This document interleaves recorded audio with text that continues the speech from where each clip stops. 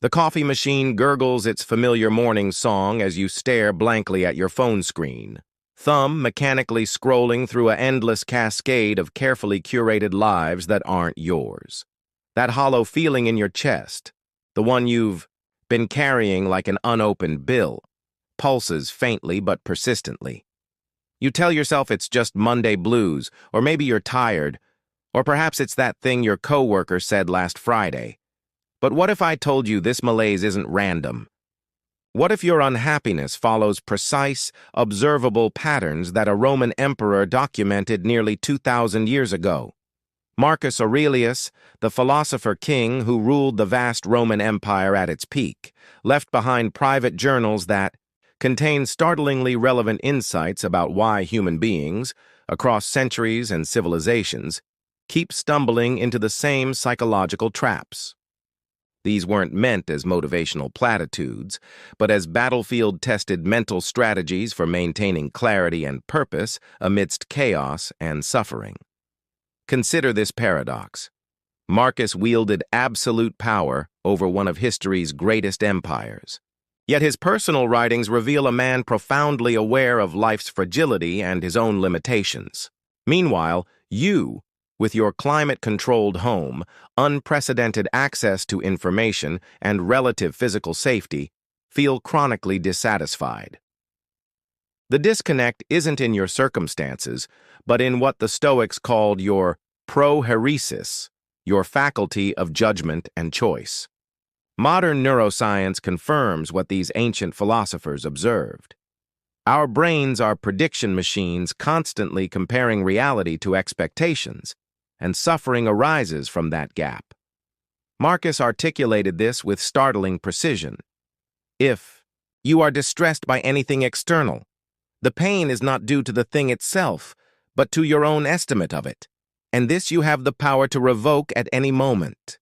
Let's examine the first and perhaps most insidious obstacle to your happiness, what psychologists now call the hedonic treadmill, but which Marcus described as the vanity of possessions. You've likely experienced this countless times without recognizing the pattern. The intense anticipation before a vacation, the thrill of unwrapping a new gadget, the surge of pride when achieving a hard-won goal, followed weeks or months later by a return to your baseline level of satisfaction. This isn't failure or weakness, it's human neurobiology.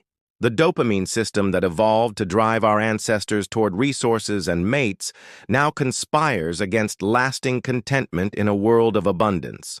Marcus observed this in his own courtiers. When you have tasted the pleasure of wealth and position, you thirst for more. But have you never considered that whatever is enough can never be too little? The solution isn't deprivation, but what the Stoics called premeditatio malorum, the premeditation of evils. Here's how it works in practice.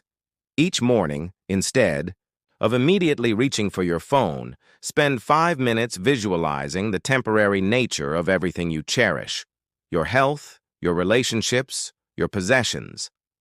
This isn't morbid pessimism, but psychological inoculation against taking things for granted. When Marcus wrote, "Think of yourself as dead," he wasn't being dramatic but practical.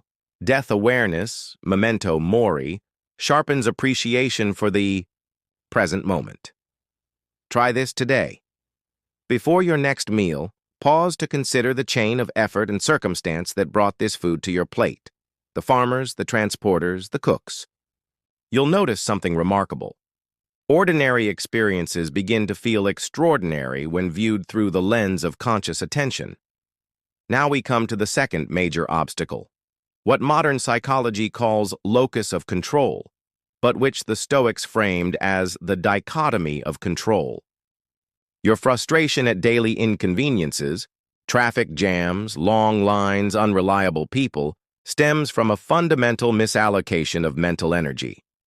Marcus articulated this with soldierly precision. Some things are in our control and others not. Things in our control are opinion, pursuit, desire, aversion. Things not in our control are body, property, reputation, command. This distinction seems simple until you apply it to real situations. That colleague who takes credit for your work?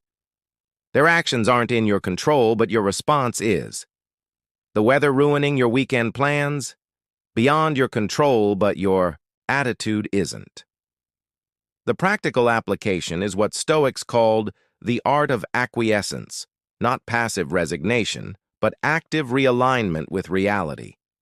When faced with obstacles, ask this three-part Stoic question. 1. What aspects of this situation are truly within my control? 2. What aspects are partially within my influence? 3. What aspects are completely beyond my sway? Most emotional suffering comes from exhausting ourselves trying to change what belongs in the third category. Marcus, who spent years leading military campaigns in harsh frontier conditions, wrote, "The cucumber is bitter, put it down. There are brambles in your path, go around. That's all you need to know." This brings us to the third obstacle, our addiction to negative narratives. Cognitive behavioral therapy, CBT, the gold standard in modern psychology, essentially rediscovers this Stoic insight. Our emotions follow our interpretations, not events themselves. Marcus expressed it poetically. The universe is change. Our life is what our thoughts make it. Consider two commuters stuck in the same traffic jam. One seethes about incompetent city planners and wasted time, raising their blood pressure and ruining their morning. The other uses the delay to listen to an audiobook or reflect on their day. The external circumstance is identical, the internal experience radically different. Your assignment today is to become a detective of your own thoughts. Carry a small notebook, and whenever you feel irritation, anxiety, or sadness, write down 1. The triggering event, 2. Your immediate interpretation of it, 3. Alternative possible interpretations. You'll discover most suffering stems not from facts, but from the stories you unconsciously tell yourself about those facts. That curt email from your boss could mean they're displeased with you, or they're rushed, or stressed, or simply bad at writing emails. Marcus advised, don't let the force of an impression carry you away. Say to it, hold on, let me see who you are and what you represent.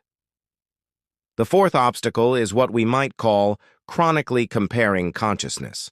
Social media has weaponized our natural tendency to measure ourselves against others, but the phenomenon is ancient. Marcus noted, how much time he saves who doesn't look to see what his neighbor says or does or thinks. The Stoic alternative isn't self-absorption, but what psychologists now call internal locus of comparison, evaluating yourself against your own potential rather than others' achievements. When you catch yourself making unfavorable comparisons, ask this Stoic question. Does this serve my growth or simply my envy? Marcus, despite his imperial power, constantly reminded himself of his teacher's virtues. From my brother Severus, the idea of a republic in which there is the same law for all, and the concept of a monarchy which values above all the freedom of the subject. He turned potential envy into inspiration, what modern psychology terms benign envy. Your exercise. Identify 3 people you frequently compare yourself to. For each, identify one quality you admire that you could realistically cultivate, then release the rest. Comparison becomes toxic when it's about status, but transformative when it's about growth. The fifth obstacle is perhaps the most subtle, our resistance to the present moment. You can observe this in your own mind right now. Part of you is thinking about dinner while reading this, or mentally rehearsing a conversation, or worrying about tomorrow. Marcus called this living in the future slavery. Modern neuroscience reveals why this causes suffering. Our brains process imagined and real events similarly, so chronic future tripping keeps us in perpetual stress response. The Stoic alternative is prosoche, vigilant attention to the present. Practice this today. Set 3 random phone alarms. When each sounds, pause and ask. 1. What am I doing right now? 2. What am I thinking about? 3. Am I fully present or lost in thought? Marcus wrote, concentrate every minute on doing what's in front of you with precise and genuine seriousness, while your mind remains free from distraction. This isn't mystical abstraction, but practical psychology.